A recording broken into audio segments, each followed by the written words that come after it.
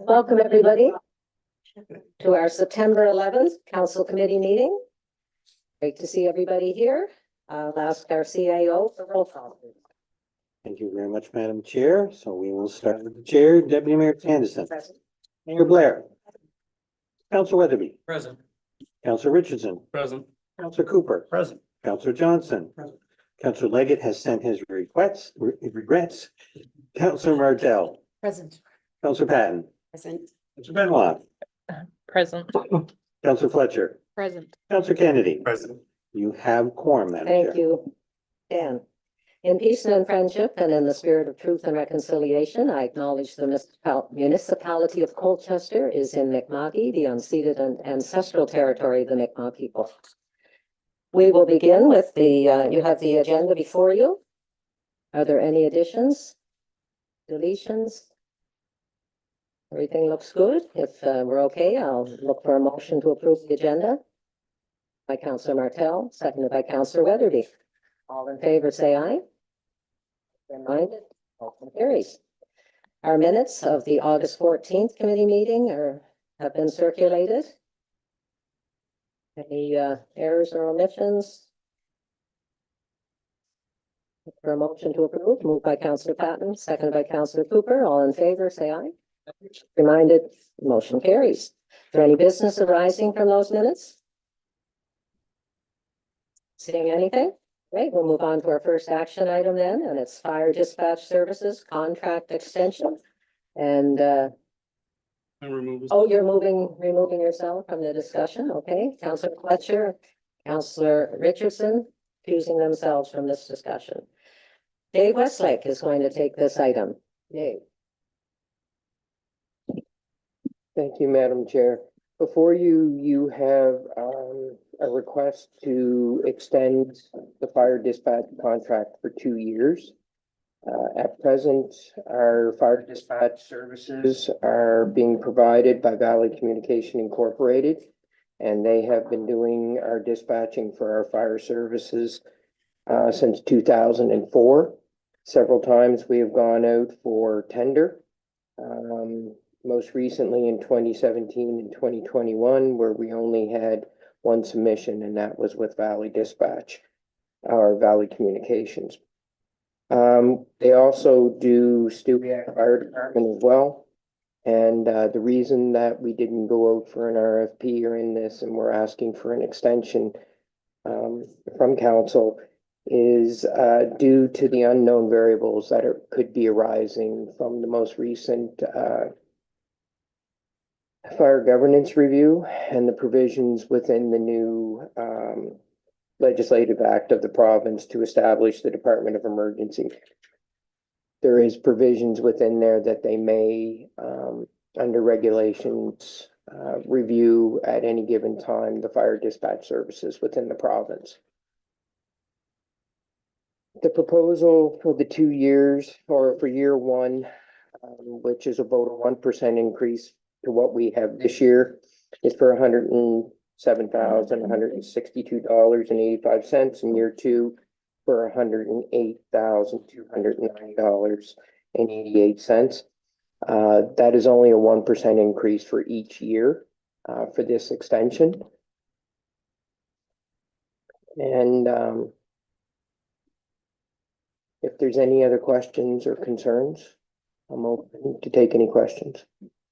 Thank you, Dave. A question from Councilor Weatherby. Through the chair to Dave. Oh, yes, we should have a motion on the floor first. Oh, I'm sorry. Yeah. Are you prepared to put that motion on the floor? Not at this moment. Okay.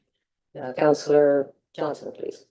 Thank you, Deputy Mayor. I'll move the council committee recommend the council that the municipality enter a 2-year extension with Valley Communications Inc. to provide fire dispatch service for a total price of $215,453.73, excluding taxes. Thank you. Seconded by Councilor Cooper, had his hand up first. So, sorry, yeah. That's okay. Discussion on the motion, Councilor Weatherby. Thank you, Madam Chair, through yourself to Dave, two questions, Dave. The first one, is year one 25-26 or is it 26-27? Our contract is going to be expiring in October. So our contract time, it doesn't match up with our fiscal years. Okay, So, this would be starting as of November 1st November 1st of 25. of 25. Thank you very much. And the second question, the total amount of 107,000, that includes both Stewiacke and Colchester? So Yes, that's it a does. combined amount. Okay, thank you. So our share is not the whole amount, it's No, only, Stewiacke, will cover 4% as they Yes. have in previous years. thank you very much. Any other questions, comments? Ready for the question? Question? Question's been called. All in favor of the motion, say aye. Aye. Contrary-minded, nay. Motion is carried. Thank you, Dave.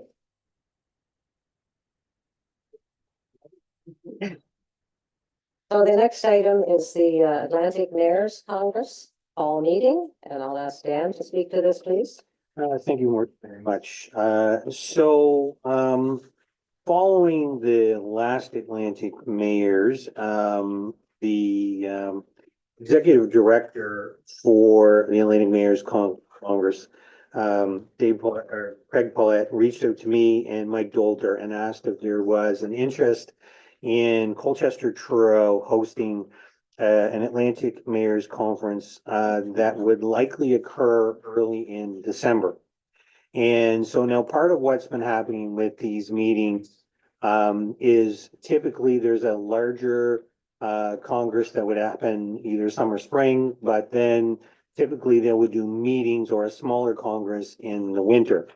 And so over the last number of years, as these Congresses have met and there's different things that have been coming out of it, they've been looking for opportunities to A, host in some different locations, but B, also make it so that it would be as economical as possible for folks to make these every so many years.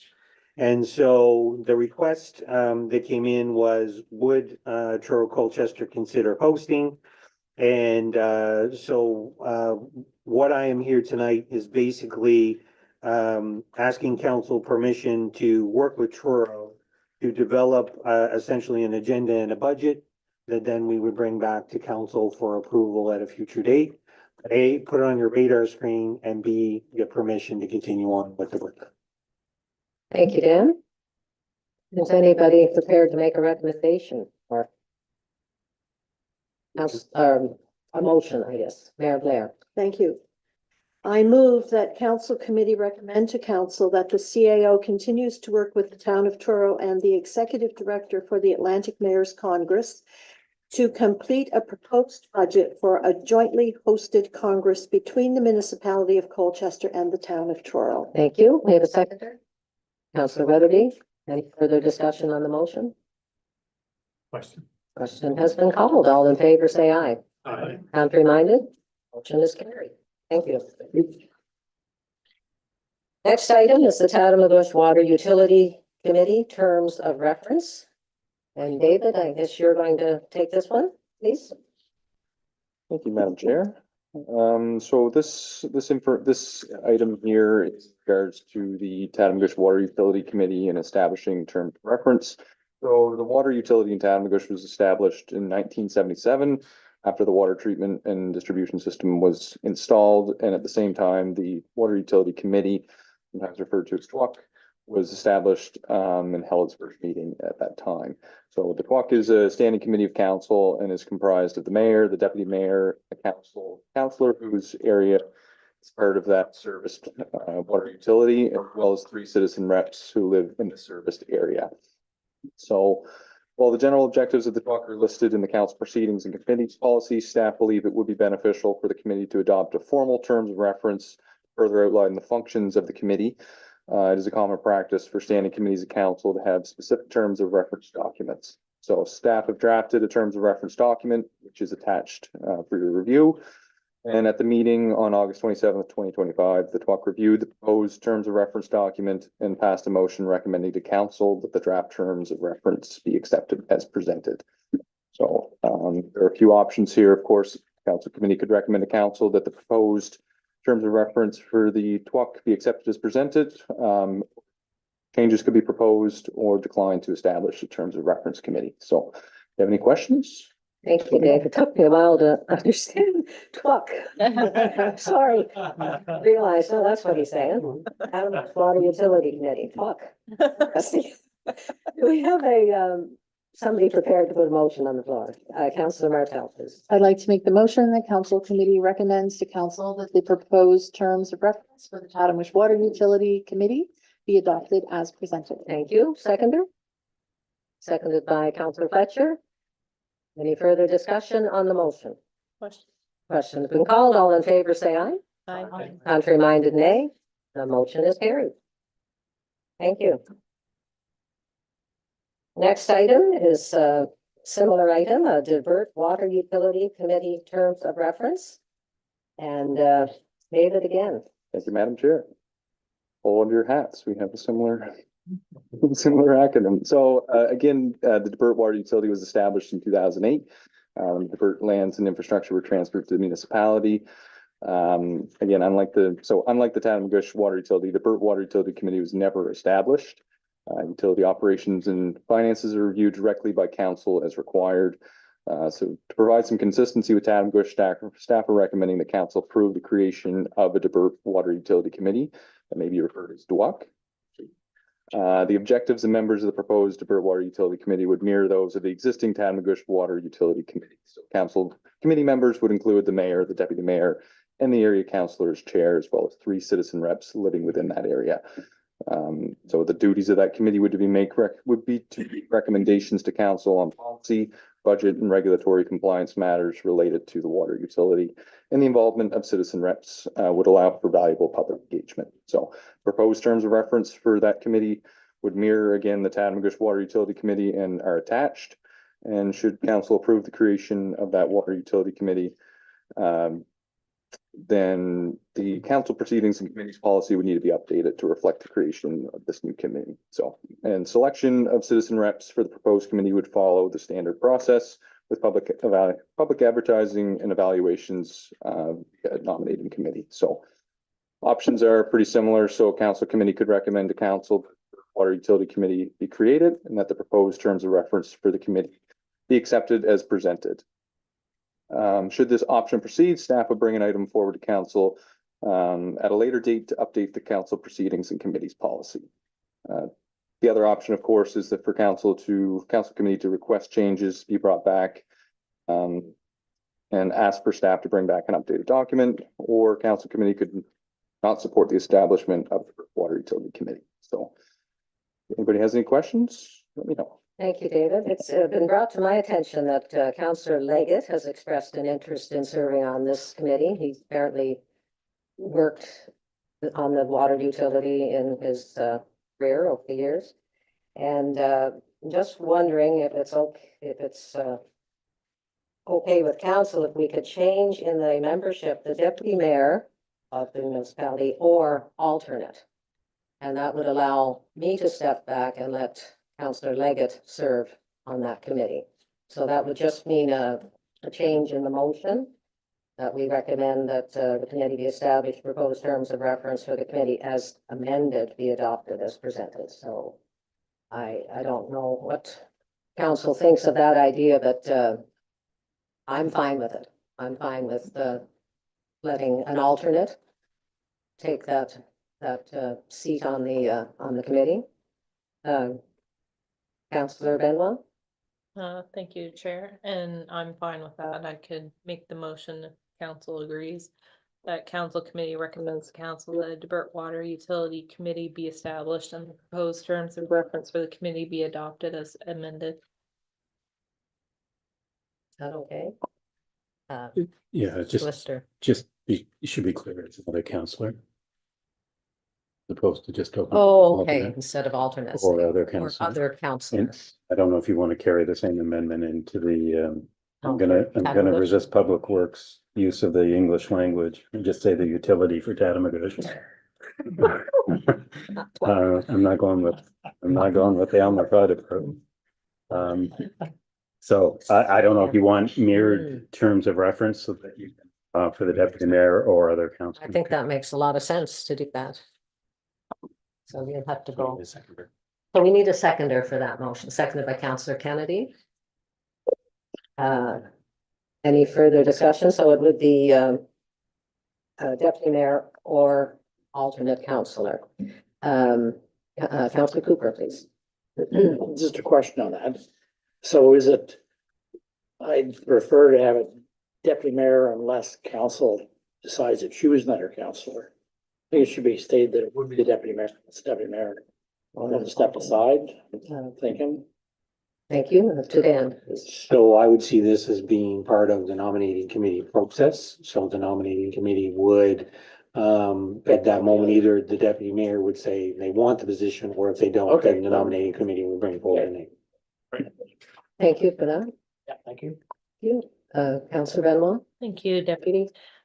Just a question. So if we mirror that with Tatamagouche, because you had said Councillor Leggett was interested for Debert, so do we have to specifically have somebody for, or it can be any councillor can go to the meeting in?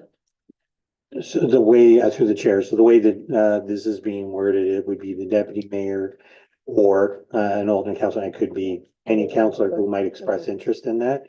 And I guess, the way that I would see that, it would typically be the deputy mayor unless they chose not to take the position. So if it was the councillor, it'd be the same councillor each meeting. It wouldn't be like just. No. Same councillor. Okay. Yeah, so just for clarity, the nominating committee would put forward a name and that would be the individual for the term. Perfect. Thank you. So everybody's clear in terms of what we're attempting to do here, right? Yep. Ready for the question? Question has been called. All in favor, say aye. Contrary-minded, nay. Motion is carried. All right.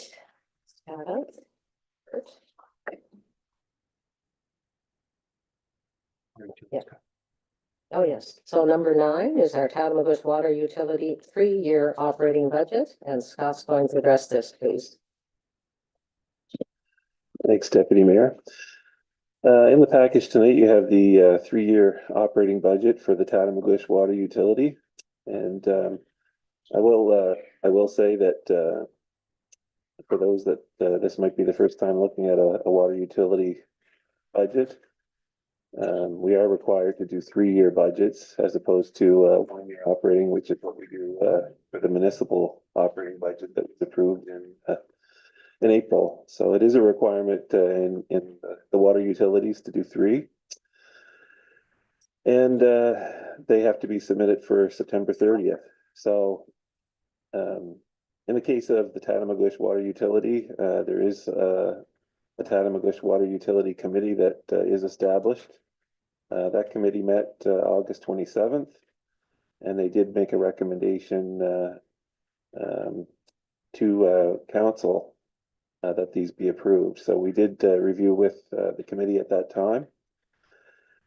In terms of the budgets themselves, I will say council did actually have an opportunity to review this a few months ago when Jerry Eisner was here, and essentially what you have in the package for the utilities tonight is what was submitted to the UARB when we did our application for rate increases. So really no changes from those. Essentially they're the same budgets that were submitted through that process.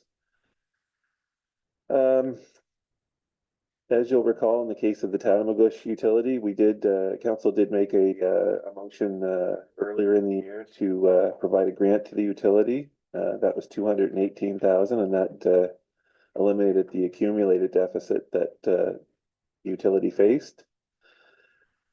So when you look at the document that's attached, you'll see that the second column in is our 24-25 actuals. That's the year that we just finished off, March 31st, 2025. And the following 3 columns after that, 25, 26, 26, 27, 27, 28, are the proposed budget. So you'll notice for revenues, the actual finishing off last year was 429,000. And 25-26, we have a budget of 494,000. 26-27, we have a budget of 600,000. And then 27-28, we have a budget of 620,000. And those are based on the numbers that were proposed to the review board. And you'll note that those are largely driven by the operating sale of water and public fire protection. The next section is the non-operating revenue, and typically what that is funding for capital projects and also a grant from the municipality to cover the taxes. So essentially property tax we're paying ourselves, so we provide a grant to ourselves to offset it. So with that section, essentially it's in and out. Further down in the document, you'll see non-operating expenditures, and those two items essentially net each other out. But I will say that for the 3 years proposed, we have 800,000 in year one. In year two, which is 26-27, we have 2,165,000. And in year three, 27-28, we have 656,000, and that fluctuates based on capital projects. And I'll speak about the capital shortly. Then your actual operating expenditures are the next section. You'll see the source of supply, power and pumping, water treatment, transmission, distribution, administrative depreciation, property tax, and reserve for filter replacement. Those are all the different cost centers that make up the utility. And in total, for operating the utility, the year that we just finished off, 24-25, we had 609,000 in expenses. And for the next 3 years in the budget, 25-26, we'll have 580,000. 26-27, we'll have 624,000. And year three, 27-28, we'll have 636,000. The next section is the non-operating expenses that I had mentioned earlier. And again, those are in and out. They're essentially offset by the revenues. So that takes us down to the bottom, and that's where we see the accumulated deficit and the annual deficit. So in terms of for the next 3 years, we're going to start off with an accumulated deficit of 57,000. And that's because going through the rate hearing process, and we're not going to get rates until midway through the year. So I'm going to say from April until October or November, we've still charged the old rates, and those old rates weren't enough to cover the cost of running the utility. So you do incur a deficit in the year, but once you get the new rates in place, they start to pay that down. And then you'll see in the next year, year two, you'll see a small surplus of just shy of $3,000. That takes your accumulated deficit down to 54,000. And in the third year, you'll have a surplus in the budget of 12,000, which takes the accumulated deficit down to 42,000 and change. And lastly, I will mention there is capital work in here as well. So in the 3 years, we have a series of different projects that are on the books. And you would have saw this as well in the capital budget that we recently went through. But for 26, you're going to have conduit repairs of 75,000, a PLC surge protector of 60,000. Those would be funded through the depreciation reserve.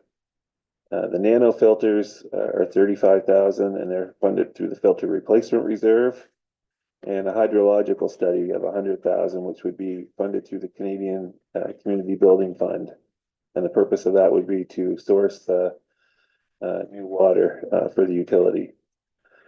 Then in 27, we'll have a new water tower on the books for 1.3 million. and the source would be the Canadian Community Building Fund. Water plant improvements of 200,000, which are funded through the capital reserve. We also have a truck of 30,000, which would be funded through the depreciation reserve.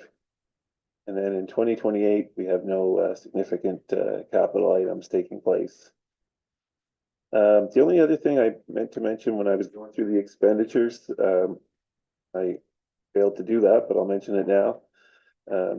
By and large, the biggest change we're seeing over the 3 years in the budget, and it's what we all heard when we went through the presentation with Jerry Eisner, was that depreciation is going to be increased over these 3 years. And in the past, the utility did partial depreciation, and the application we made was to move to full depreciation funding. And that's an important one because the depreciation fund is what we use to fund future capital. So if a pipe breaks in the ground, or we need to make an upgrade to a water tower or water treatment facility, those funds are accessible.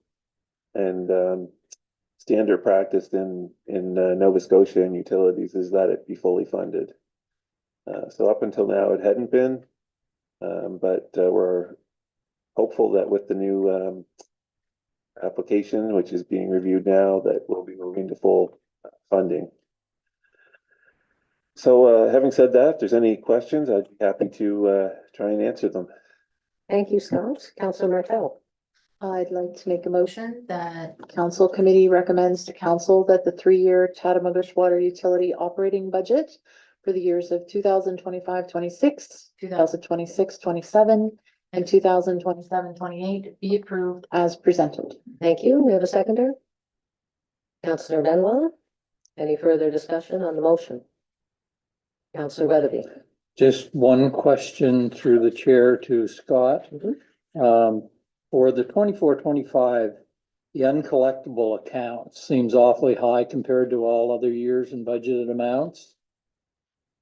Is there an explanation for that? Let me take a look here. Usually it looks like we budget $750 and it's almost 3 times that. Yeah, I think that might have just been a case of timing on it. I know it seems a little bit higher than budget, but it's probably to me it doesn't seem like it's completely out of the realm of possibility that we could see that kind of number. Okay, so it's been accounted for then. It has, yeah. Thank you very much.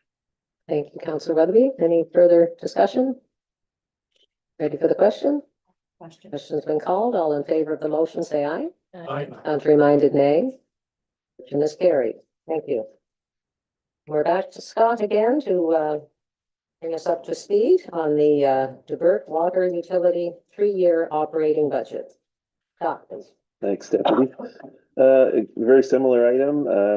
I will say that until now, there hasn't been a Debert water utility committee. So one point I will make is that there's not a committee recommending to council on this item. It's just directly to council. So again, very similar, same process as well with respect to application being made to the utility to the NSERB, Nova Scotia Energy and Regulatory Board. Still hard getting used to that name change. Having said that, the same process we followed, and in the package you'll see 3-year budget. Again, the same budget that was submitted for application and was reviewed with council prior to that.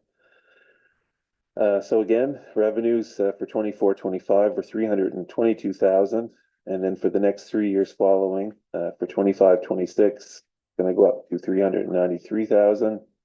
26-27, it'll go to 489,000, and 27-28, it'll go to 550,000.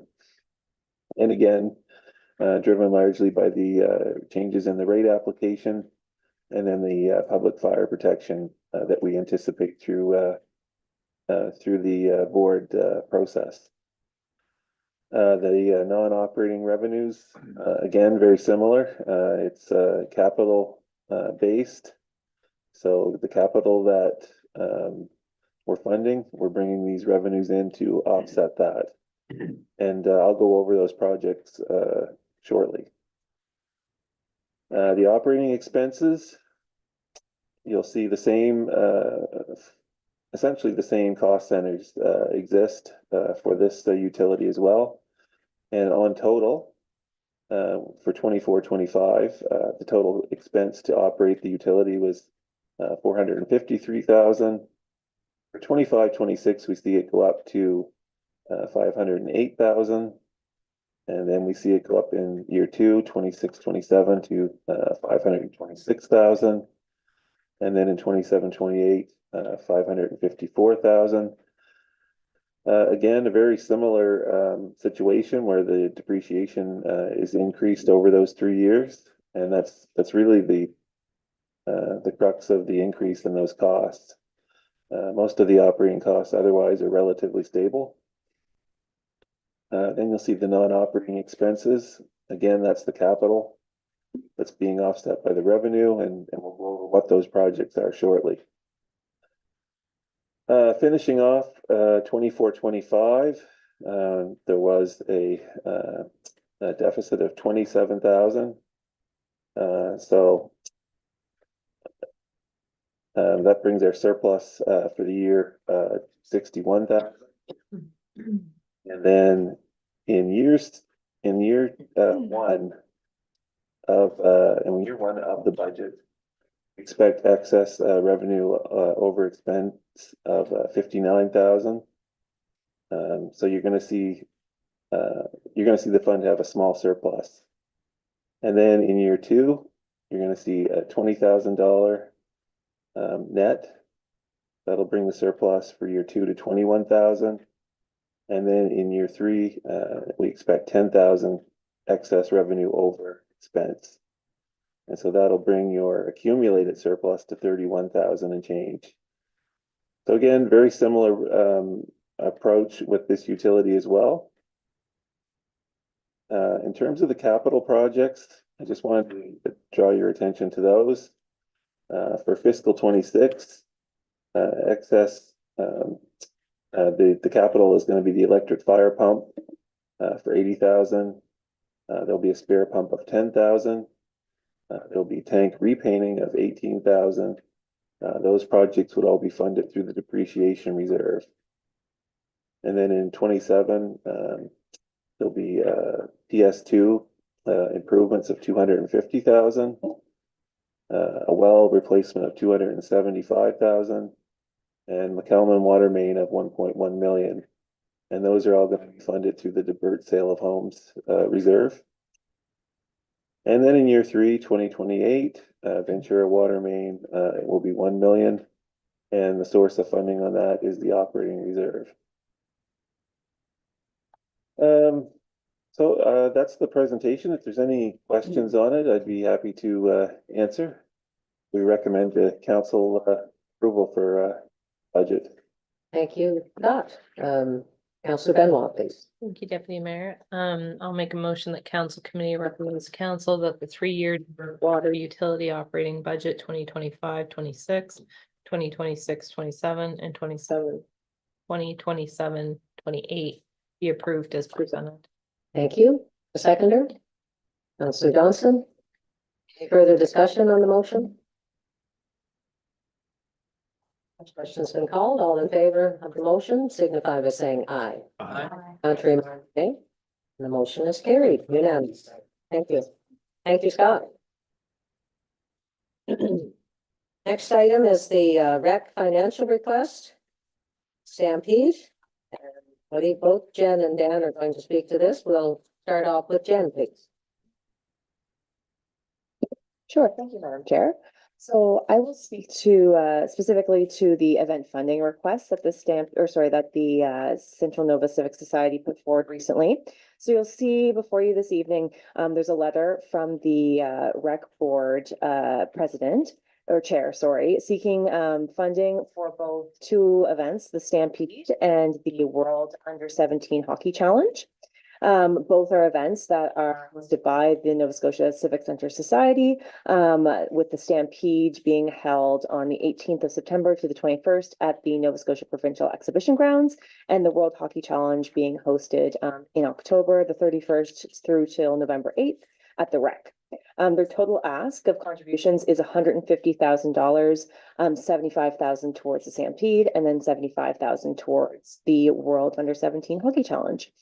They've also asked for the same and equal contribution of 150,000 from the town of Truro. However, there's no, I guess, committed contributions from the town of Truro. This request will also be going before them at some point in time. So with that being said, council does have an approved amount of 125,000 in our major event funding budget as part of this year's operational budget. However, this is very much a transitional year. As you're aware, we've established the marketing levy and the establishment of the new tourism society. And it's intended that moving forward, the society and levy funds will be used towards events just like this. However, there's been transition, and of course, the society is formed. There is a board in place. But they're not quite yet prepared to make decisions of this scale and nature. They're still in the process of developing policies on how they would fund the request. So the decision could be deferred to the society to ask for levy funds. However, where we're not set up formally, it would still require consent of all four councils and also the consent of the society board in goodwill. As our MOU is intended to pool funds until the society takes over in distributing and actioning the use of those funds. So to date, there's over $700,000 that has been collected through the regional marketing levy. However, I'll note that if this ask was to go to the Tourism Society, that $300,000 would deplete a significant amount of those reserves. And also the society is looking at, I guess, a very consistent way of evaluating events and hoping to look at rubrics and understanding kind of impact of each event, specifically looking at the event type, if it's new and emerging, and understanding that seed money is often needed for an inaugural year. And then also looking at things like operating budgets and will these events survive if there isn't funding from municipal collected money. So with that being said, like I mentioned, those policies aren't in place at this time. However, if council does wish to support these requests coming forward, I think it'd be important that due diligence be done to better understand some of the parameters. As you know, within this request, you really haven't been given information on operational budgets, projected revenues, attendance, economic impact, the things we normally want to see when funding events, I guess, sponsorships of this nature and size. So I didn't put a specific motion in front of you this evening, as there's a variety of scenarios that could happen essentially. But of course, we want to make a decision specifically on funding, one or both. So the Stampede or the Under 17 Hockey Challenge, and then the amount, of course, as well. So if 125 is available to you from your major event budget fund, how much of that would there be interest in funding? And then also a secondary decision of if any of this request is going to be deferred to the Tourism Society to use some of the marketing levy dollars.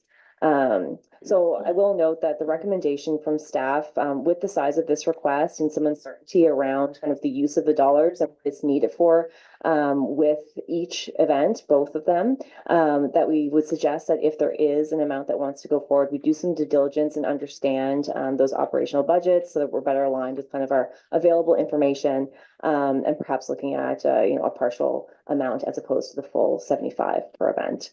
So I think that's it, but happy to answer questions. Thank you. Thank you, Jen.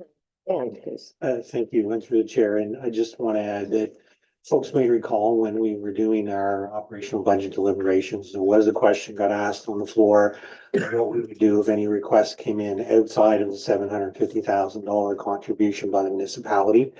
And at that time, the discussion was that those requests would go to the new levy, however that was going to be structured.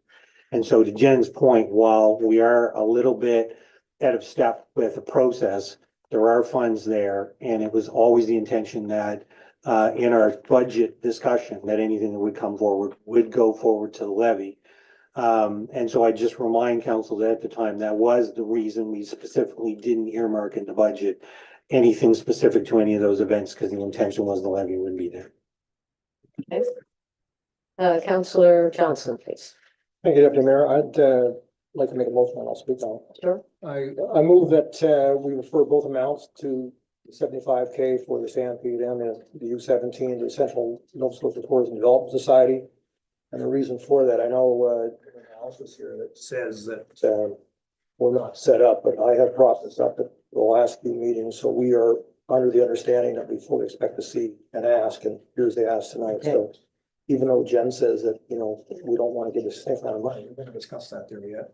The money is sitting there. It's been there for the best part of a year and a half now. So I think that we can make a decision, even though we're not fully there, with the 4 councillors sitting around the table who represent the other municipalities in the area, that we can grant funds. So your motion is to refer this request to the Yes. new Central Nova Tourism Development Society. And let them discuss on where they're All going right, with it. we have a seconder for that motion, seconded by Councillor Patton. And discussion, Councillor Patton, please. Yes, thank you, Chair. I just want to bring up a couple of points here, and I have a couple of questions as well. One of these funding requests is for the Nova Scotia Stampede. It's a week away. I see the original request for funding for both the Stampede and the under-17 came in on March 3rd. So why are we just getting this now? And Thank you. So first, the first time we've seen an actual budget with regards to the Stampede, I was at a finance committee meeting on Tuesday. So no budget was ever presented at a finance committee meeting. So there was nothing behind the request to be able to speak specifically to what that ask was going to. Second part is that both the Stampede and the U-17 budgets show a very healthy bottom line. And so really it was more about specifics, where was the money going to go? And then ultimately the expectation that the request was going to make its way through to the new society for consideration and evaluation. And so I think the reason for the delay in it making to here was that effectively we really are just starting to see what the bottom line on this was going to look like just within the last week. Okay, and just a couple other questions if I can, Chair. So the rep typically comes to us usually around budget deliberation time and gives us a presentation on what's coming up in the year. I know they did it last year. We went to the rep and learned about the Stampede for the first time. So I'm just wondering, you know, are we going to have a presentation from them to hear more or to have our questions answered? Thank you, through the chair. So you're absolutely right. The normal process would be budget and capital would be approved as part of the process. That didn't happen this year. But the expectation would be that that would be the process going forward. Following this item, there's a capital item in here, and that is out of lockstep with how we normally do stuff as well. So perhaps some of this is a transitional issue. Some of this is that the defining where the money is going to go or the specifics behind it is not as refined as it would normally be when these processes come forward. But either way, you're right in that that would be the normal process, but that was not where we ended up. And certainly the intention would be that budgets, both operation and capital, would come with a presentation to council. And it just, that didn't happen this year with the transition. Okay, so if I can continue, I do have a few notes this afternoon. I did some writing. I see other government entities have stepped up in a big way, and I'm quite frankly ashamed that we haven't done the same yet on our part. Even Millbrook First Nation has stepped up. So I definitely want to see us support it, and Councillor Johnson will be so proud. I did my math. About 6% of the overall Stampede revenue, 1.6 million, is what is represented by the 75,000. So the inaugural Stampede generated over 6 million in local spending. I don't think that's a small amount at all. I think that's something we should celebrate. And it's important that we're viewed as a partner in this venture as well. So anyway, just once again, you know, if the Stampede is successful, we're successful, and I want to see it continue. Thank you. Is that all, Councillor Patton? Okay. Councillor Cooper, please. Yeah, if I can do the CAO. Mhm. So you say there's a budget show a healthy bottom line.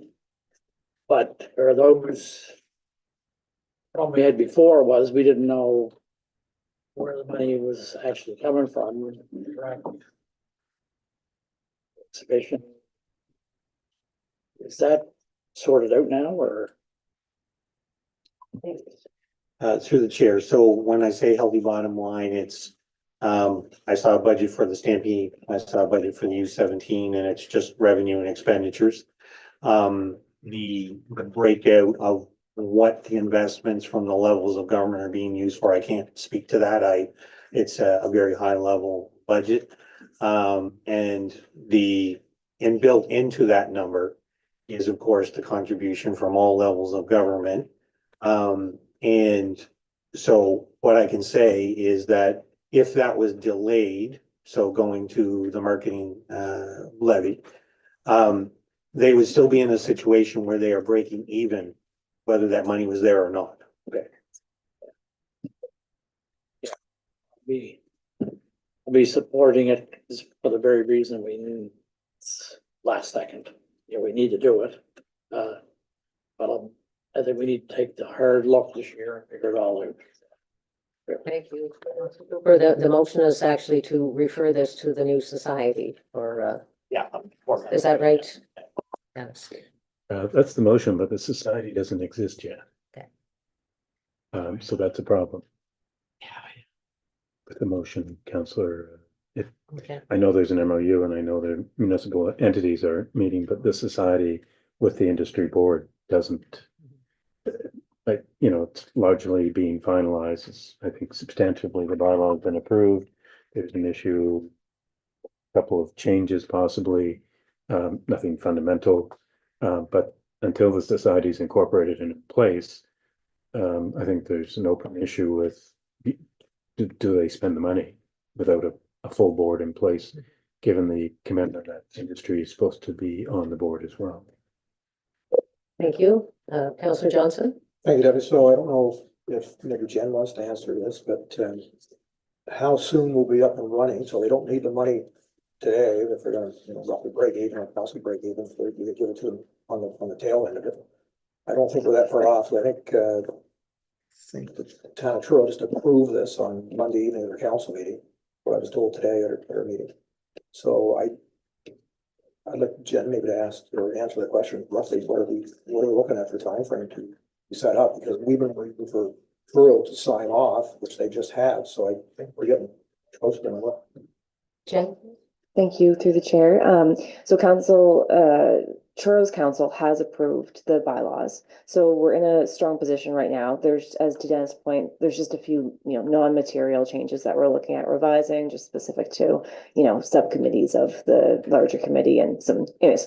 With that being said, so right now, the MOU that all four councils have signed says that we're going to pool and jointly use the funds. So, you know, within my item this evening, I guess the recommendation wasn't to necessarily go to the Tourism Society for their decision. It's to gain their consent, because in goodwill, we wouldn't want to spend the money right now, because that's what our MOU is defying, essentially, that we're not spending until the society is up and running. And if we do spending, it's jointly and it's pooled.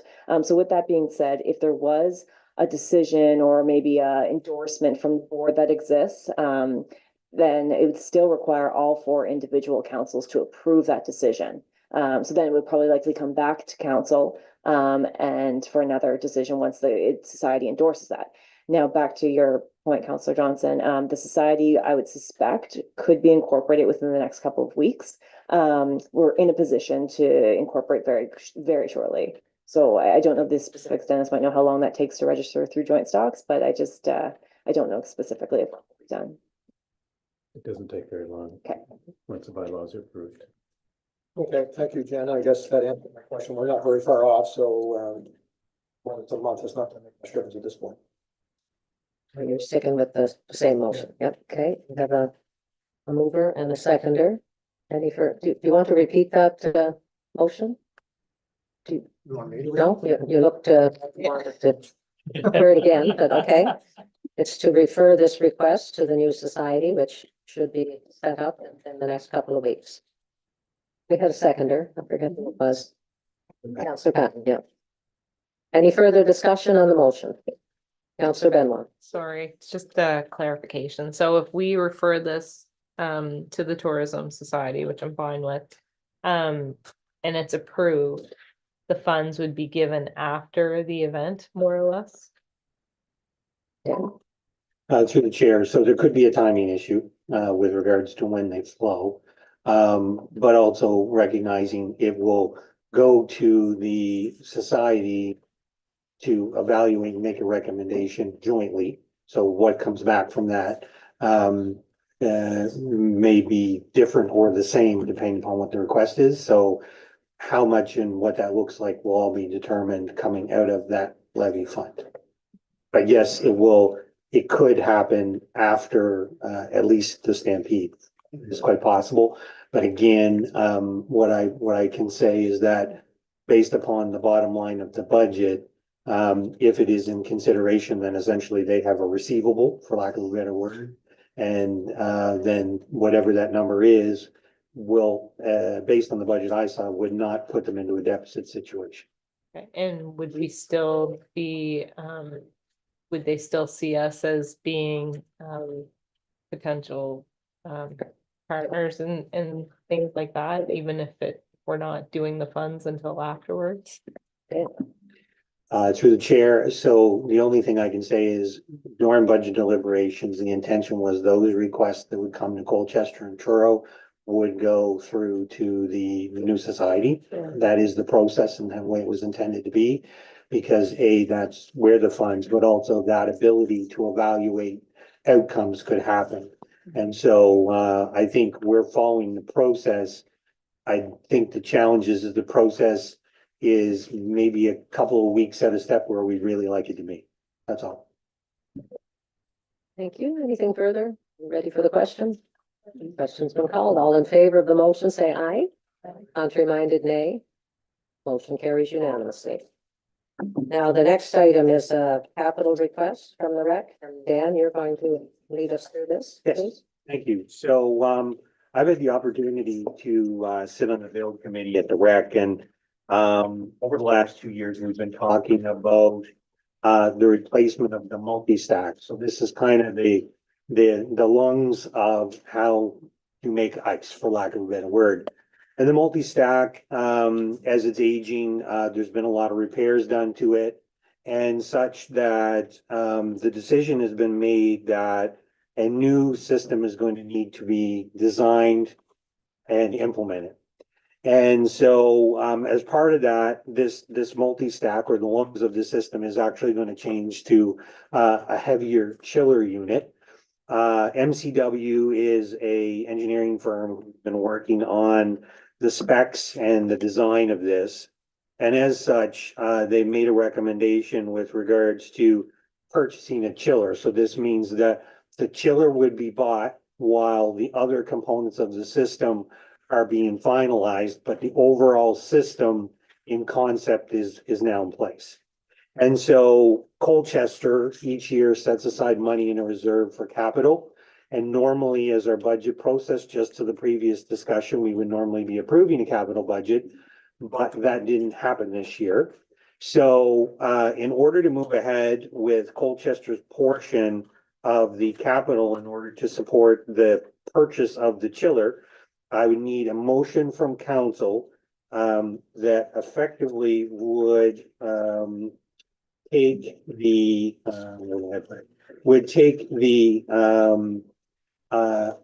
unlock the reserve to be used for the capital purchase requirement of the chiller. So my recommendation to committee, or the committee recommends to council that a capital purchase be approved for $320,630 for the purchase of a chiller for them. Is anybody prepared to put that motion on the floor? Mayor, there, please.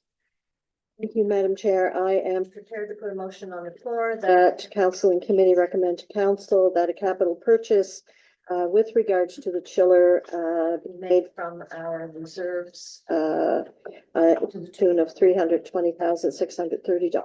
Thank you. We have a seconder. Councillor Patton. Any further discussion on the motion? Mayor Blair, do you wish to speak to that? No, I'm sorry. Okay. Councillor Johnson, please. Thank you, Debbie. I've got a question here. I'm reading this and, I guess the question I'm gonna ask is why? So since then, no formal response has been received, but nothing's advanced. Talking about missed opportunities here. So how did it get to this point that we just didn't get it lined up, but it got to us? At this point, we're looking at it and thinking, we knew this chiller was shutting down months ago, and we knew that it had to be replaced. This is the fall of the year, and, I don't want to see it sit idle again for the summer, but when I look to this, it doesn't look good. So I'd like someone maybe to speak on it. Dan, please. Thank you. So through the chair. So first of all, the intention was always that there was going to be a pre-purchase of the chiller. The system itself and the design, and then the implement of that design was actually going to need at some point in time, there's going to be a shutdown of the operation. And likely a 2 to 3 month shutdown of the operation while the new system goes in. So if you're looking at the purchase of this and how you purchase it, there's multiple mechanisms, whether it's a purchasing agent or an RFP. It's not something that kind of sits on a shelf. So this is step one, because the actual design of the system is still ongoing by MCW. So even if we had it today, we're not in a position that it would land and be in place because there would be a shutdown and further design still required. So this is step one of a couple of steps to get to there. And really the design of the system has been the ongoing piece that says this is what we need ultimately to make the whole thing work together. Councillor Johnson. I totally understand that, but I guess I'm looking at it and thinking, we knew in advance where we were gonna be with this thing. Wouldn't you think because of efficiency, we would have done it all in one step during the course of one summer? So obviously now we've got to shut down again, do we not? So through the chair, we did not have a design done so that we could have done a shutdown this summer to implement it. The system wasn't designed.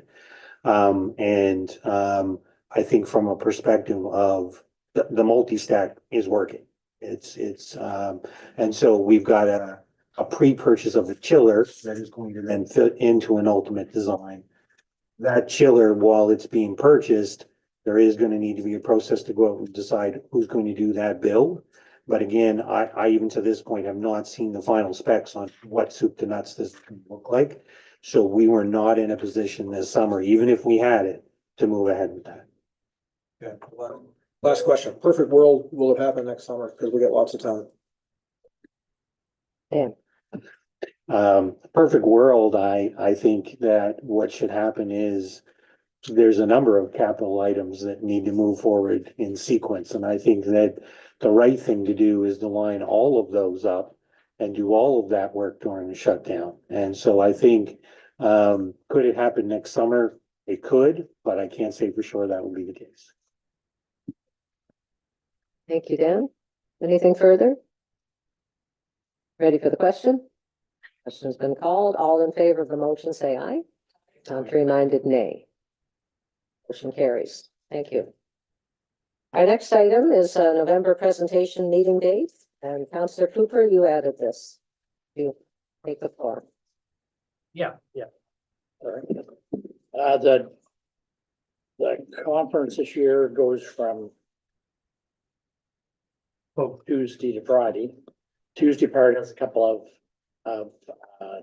additional items that you could do. But the key part that I'm getting to is everything starts Wednesday morning early. So early, you have to be, to leave to go down early, you're gonna be very early leaving to go down, get the traffic, try to get there.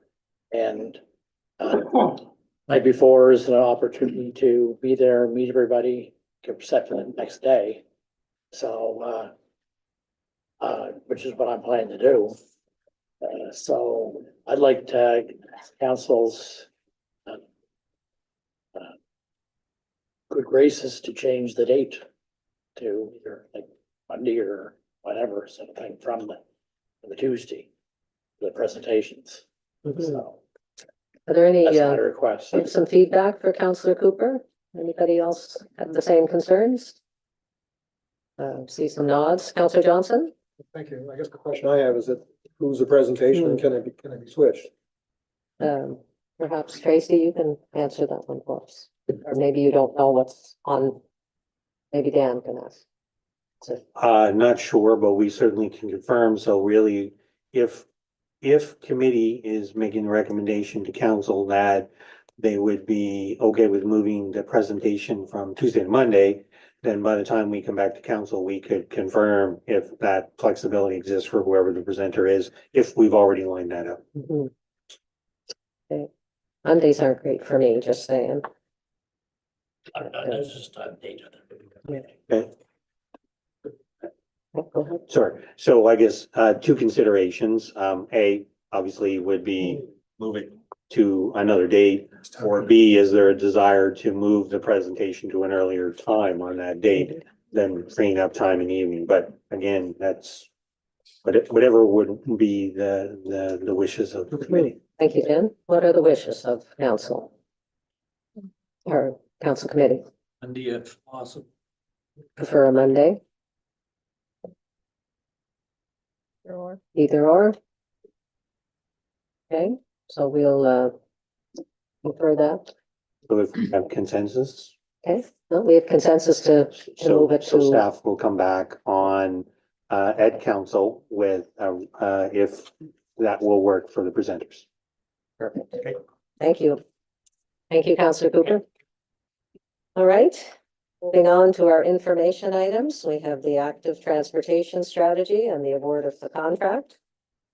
It's an information item. Does anybody have any questions? Comments about the award of tender? Great to see it moving forward. Nothing? All right, that's that one. Number 14 is J-Class Road, 2026 candidates. And David, you're going, oh, sorry, CAO, please. So just everybody's favorite subject. And this is the primer that says it's coming in as an action item. So for those who are interested in doing some homework around J-Class roads, you have a information note in front of you. And if there is a desire for a road to be put on it, take a look at the note, and no action needed tonight. This is just getting everybody ready. Yeah, Councillor Johnson, please. I've been ready for this for 4 years. Or longer. No. Longer. So it all comes down to the evaluation process. We went through this last fall. And I discussed it with Public Works, and they actually jumped in a vehicle and after and drove around and made a list of roads, which when it came to the table, we changed that list, and I know it may happen again, but what I'd like to know, is there anything learned from last time for this time, what the evaluation process may be, and if so, I'd like to know what it is. Are you asking David in particular? All right, David, please. So, and through the chair to Councillor Johnson, I'm not sure if there's necessarily a lesson to learn from that. So it was more of a, I guess, a rushed exercise last year to try to provide something for council. So we're certainly encouraging recommendations from council that then we can go and do some further evaluation. Thank you, Councillor Johnson. Okay, and you know, I think the reason that we sit around this table is that we know our districts better than I hope most people in this building, because that's who we deal with, is the residents that we go to visit. So I think the input should come at this table, and we should be able to decide amongst ourselves what roads are more important than the others, just like we did last fall. So I hope that continues to happen. Thank you. Any other comments, questions? All right, we'll move on from J-Class roads. That was the fastest we've ever done J-Class Finally road. getting somewhere. I love it. Number 15, proposed NSFM bylaw changes, and that's coming up at the fall conference. And Dan, you want to speak to that? Please, thank you.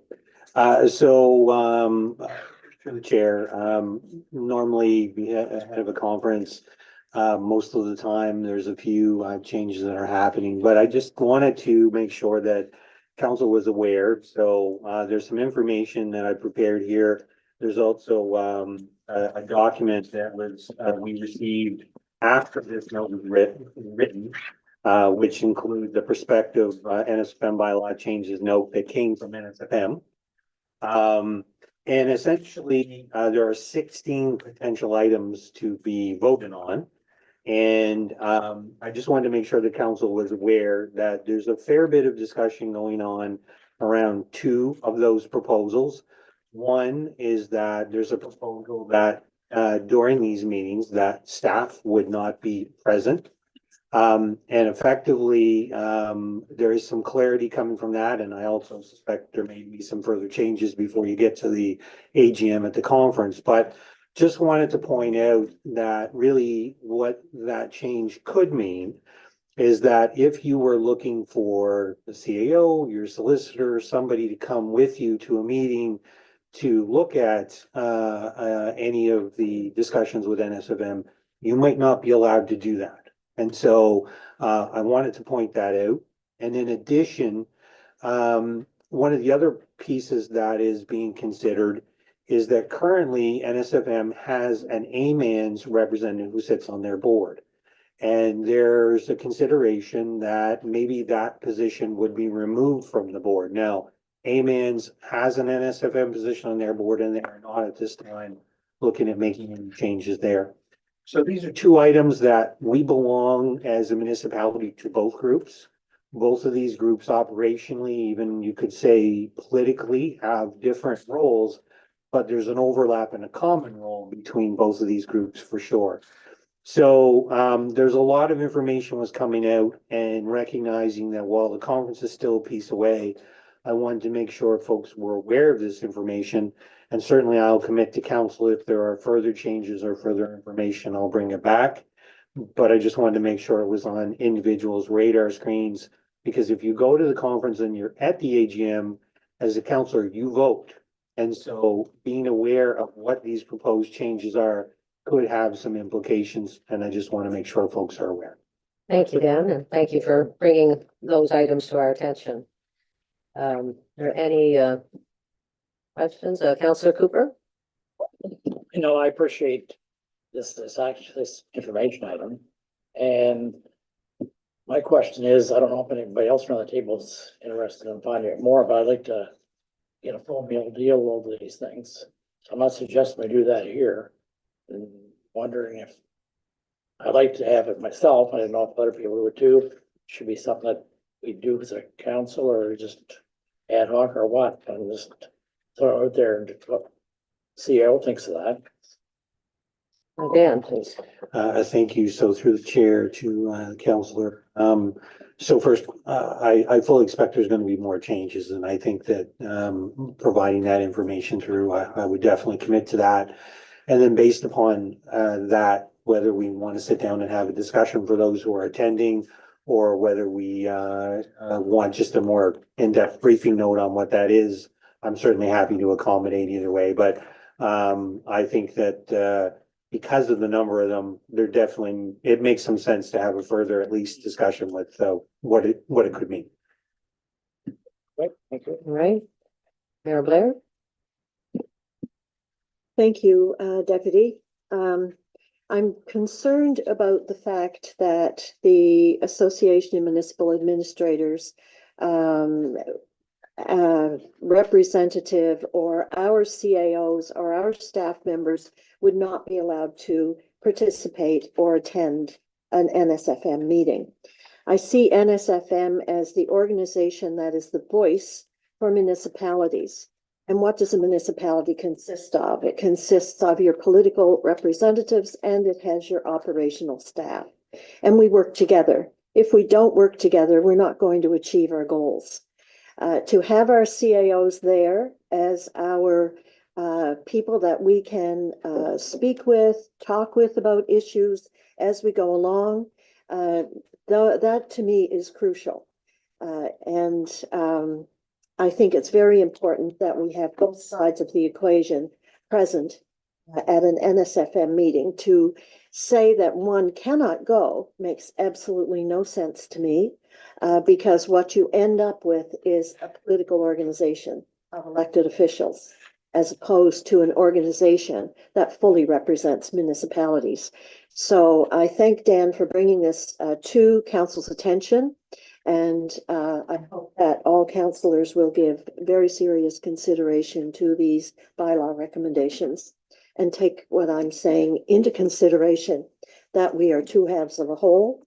And this is the municipality, our elected officials, and our operational staff working together. NSFM represents municipalities, and that's the two parts of what we are as we go ahead with the business of the municipality. Thank you, Mayor Blair. Any other comments? So I guess keep an eye out for further information as we get closer to the event. Great. Economic Development Report has been circulated by our Economic Development Officer. Thank you, Jen. There anything on the report that anybody would like to draw our attention or ask Jen about? Well done report. Thank you, Jen. And then you have our director's report. Department of Public Works. David's here to answer any questions you might have or any comments. Again, wonderful report. Busy department. I don't see any red lights, so we'll move on then to our in-camera closed session. I would look for a motion to go in camera, please. By Councillor Patton, seconded by Councillor Martell. All in favor, say aye. Aye. Contrary-minded, nay. We're now going in camera. We'll take about a 10-minute.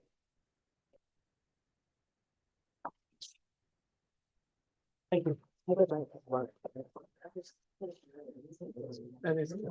It's unclear, but